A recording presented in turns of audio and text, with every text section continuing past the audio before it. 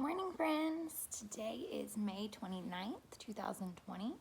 It's almost June, which means it's almost Michelina's birthday. We can shout out Michelina next week for her birthday. She'll be 6. And I'm sure a lot of you have summer birthdays that we're going to miss, but you know we'll be thinking of you. It is cloudy again. What do you know? Hopefully, I think Sunday's supposed to be a little better, and hopefully next week will be better so we can finally be outside again. So I have a new book for us today, but our question of the day is going to be, what is your, we really have a glare in my glasses here. What is your favorite thing that you did in music this year? So what is your favorite music activity that you guys did? It can be anything all year that you enjoyed. Because today we have music because it's Friday. So I'll be putting Mr. Fonner's Quavar in there and all of that good stuff. So here, let me show you. We're just going to have this glare in my glasses here. I'm going to read A Porcupine Named Fluffy today. Oh, there's a glare on that. Great. By Helen Lester and illustrated by Lynn Munsinger. You should tell your mom and dad what the author does and what the illustrator does. I wonder if you're going to get them right. We always mix them up, so I want to see if you remember.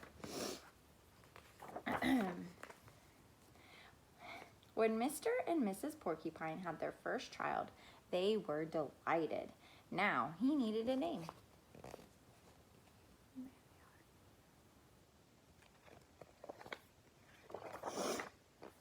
Should they call him Spike? No, Spike was too common. Should they call him Lance? No, Lance sounded too fierce. Should they call him Needle Rooser? No, Needle Rooser was too long. Prickles? Pokey? Quillin? Then together they had an idea. Let's call him Fluffy. It's such a pretty name, Fluffy. So there they are. And porcupines aren't fluffy. But soon there came a time when Fluffy began to doubt that he was Fluffy. He first became suspicious when he backed into a door and stuck fast. That was not a Fluffy thing to do. So there he is looking at himself, wondering if he is Fluffy. And here he is stuck to the door.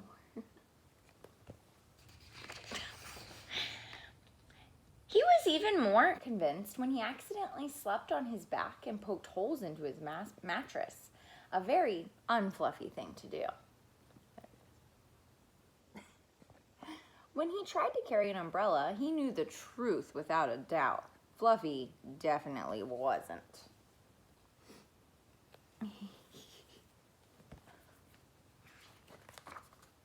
So he decided to become fluffier. Clouds are fluffy, he thought. I'll be a cloud. But he couldn't stay up.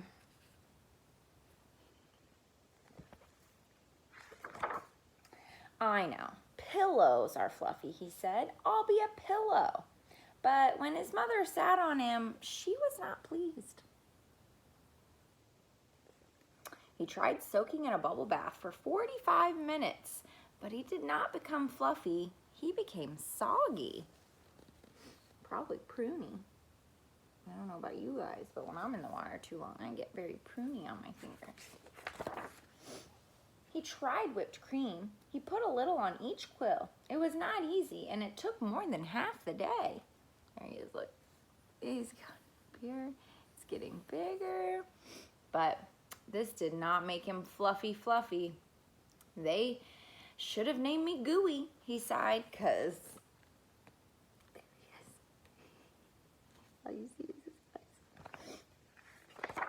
eyes. He ate a lot of fluffy marshmallows.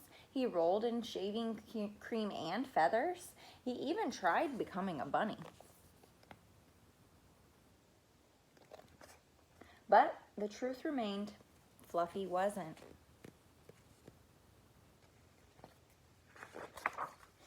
One afternoon, Fluffy set out for a walk, trying to think of ways to become Fluffy.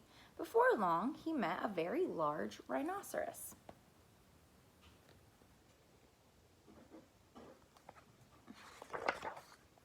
"Grr," said the rhinoceros, "I'm going to give you a rough time." Fluffy didn't know what was a rough time, but he didn't like the sound of it at all. "What's your name, small prickly thing?" asked the rhinoceros unkindly. "Fluffy," said Fluffy.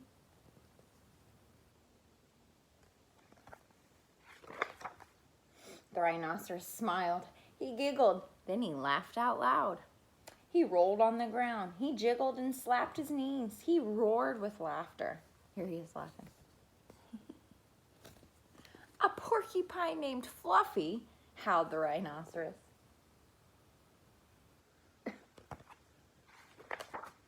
Fluffy was embarrassed, but he tried to be polite. "And what's your name?" he inquired. "I can't say it," giggled the rhinoceros. "Hubert?" suggested Fluffy. And look, the rhinoceros is laughing so hard. He's ready. Look at him.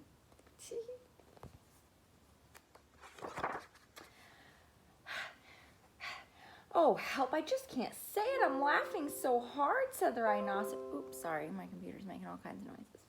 "I'm laughing so hard," said the rhinoceros. "Harold or maybe Herman?" asked Fluffy. "No," gasped the rhinoceros. "It's Hippo." So he has a ridiculous name too that doesn't match him. Hippo, a rhinoceros named Hippo. Fluffy smiled. He giggled. Then he laughed out loud.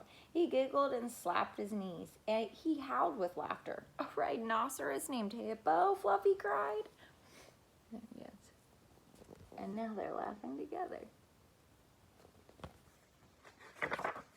A porcupine named Fluffy and a rhinoceros named Hippo.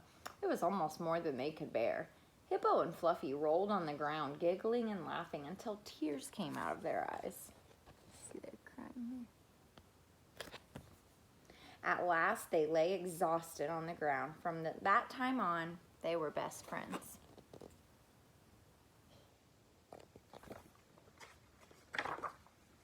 And Fluffy didn't mind being Fluffy anymore, even though he wasn't. Fluffy and Hippo. How silly. I like that book because he realizes it's okay and that other people have like things that are different too.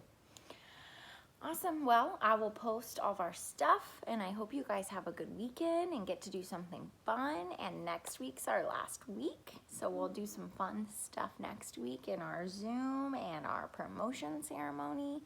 So I can't wait. All right. Well, I love you guys so much and I miss you.